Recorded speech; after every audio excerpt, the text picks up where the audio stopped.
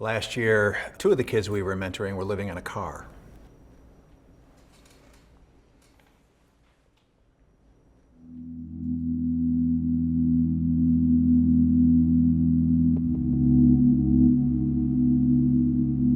Our school, we deal with a lot of homeless students. One parent homes, or sometimes both parents are not in the picture. So they love to have that attention. They want someone to feel like, yes, I like being with you. I want you around. I want you here.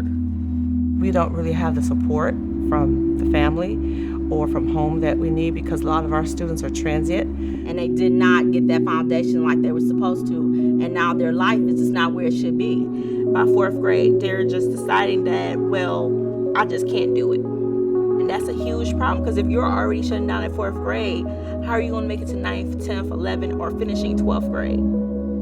Majority of our 8th graders is 16 and 17. So can you imagine going to high school, 9th grade at 18 years old? You're ready to drop out. What's the point?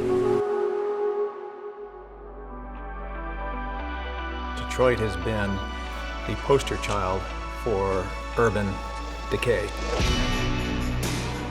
Historically, it's been the most segregated city in the country because way back in the middle of the last century, the Department of Housing and Urban Development came in and built a wall called 8 Mile to divide the city, white and black, so that banks would give loans to white people who wanted to build houses, and they wouldn't give the loans if there were going to be black people in the neighborhood.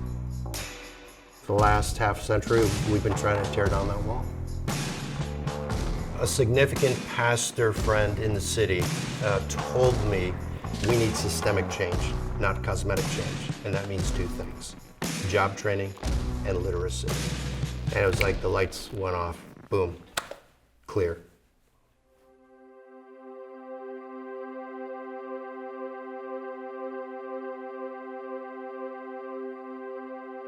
Illiteracy is a big problem in Detroit. It's at 47%. Out of my 30 students that I have, only 6 are currently reading at grade level. A lot of times we have parents who will come to us and say, well, I'm not able to help my child because of their story, their background. Maybe they don't read so well. They're not low because of student ability, they're low because of student experience. The teachers can't do enough in the class to get all the students reading. So they need that one-on-one time and that one-on-one attention. When you know how to read, your options go from trying to figure out how to survive to thriving. When I read a lot of books, it makes me feel proud of myself. When we sat down with Soar and they've gone over their curriculum with us and the strategies that they would use with our students, I thought, oh wow, this may work. They are members of Oak Point Church who have volunteered their time to come help our students. The one-to-one is a huge benefit for the kids. You know, giving them that love of learning and reading and spending time with them, getting to know them personally as well. Once you're consistent with them and they get to know that you care, they start to open up and share. For them to know someone's there week in and week out is huge. Eric is reading chapter books, wonderful. We stop every once in a while and talk about what he's read. I want to be a scientist. You need to learn a lot. They're moving gradually. They're understanding what they're reading. You know, they have the confidence built up from that one-on-one session with a Soar tutor that they feel confident to read.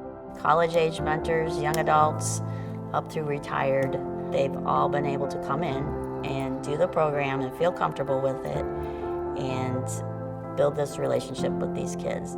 We haven't come in, done our thing, and leave, but we've stayed there and have built up trust that Oak Point is there for the long haul. The idea that churches and public schools can't work together is complete nonsense. We're not just going to come in and hold evangelistic crusades every day in school. We want to just serve. We want to make your school a better place.